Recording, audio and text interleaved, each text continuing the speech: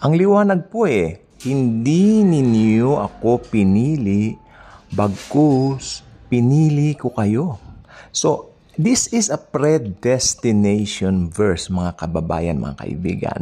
Ibig sabihin, before the world began, the Lord Jesus, in His almighty glory, pinili niya na yung mga maboborn again. Nagets po ninyo? Well, kung sa mga finite minds natin, it's so limited. That's why ang ating mga isip ay finite lamang.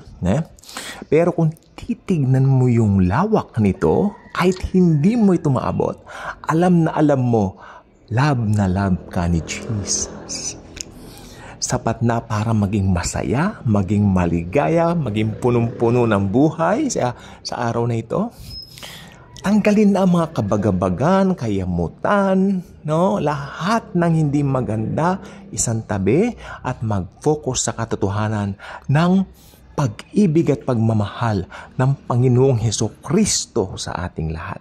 Sapat na para maging masaya, para maging maligaya. So, usapan natin walang madadown, walang malulungkot, okay? Sapagkat yung na-born again ka, maganda po yan perfectly.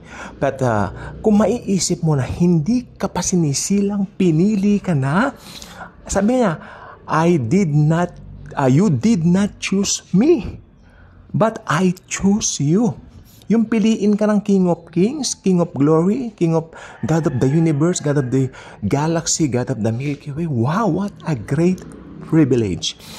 Wala na akong masabi kundi overflowing joy and because of His kindness and His grace, overflowing ang puso ko. I am chosen by the God of the galaxy, the God of the universe, the God of the Milky Way.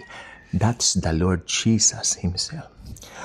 At sapat na para maging mapayapa ang puso ko. Alam nyo, sa buong buhay natin, mas madami minsan yung nilalakaran natin pangit. Mas marami minsan yung downs kaysa sa ups, But, kung titignan mong mabuti, kahit ano pa yung pinagdaanan mo, Jesus is with us enough para maging maligaya tayo. Pag nakakalimutan kasi natin yung tungkol kay Jesus, doon nagsisimulang malaglag o ma-down tayo. Hindi po lagi maganda talaga. That's given. Tulad kanina, pinagbalakan kong pumunta sa place na yan, ganon-ganon, magtatanong ako, may pinaplano kasi kaming para dito sa mag-i-inquire ako, maghahanap ako ng mga papers, pero hindi maganda yung resulta. Maraming hinahanap na requirements. Akala ko madali lang.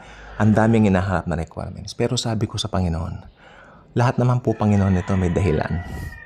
So, ang pagbabalak, ang pagplano ng mga bagay-bagay, ito po ay lagi po nating iaangkla kay Lord Jesus. At si Hesukristo na po ang bahalang magsakatuparan maging ng ating mga pangarap. Gusto mithiin sa buhay. Only Jesus is the one in control. Kapag ganito po, mag-relax po muna tayo. At atin pong namnamin ang pag-ibig ng Panginoong Hesukristo sa bawat isa sa atin. Kaya kung hindi ka pa subscriber sa channel na ito, I invite you to do so. Click the notification bell, share the wonderful love of the Savior, the Lord Jesus Christ Himself, and as always and forever. Thank you. Jesus truly loves us all.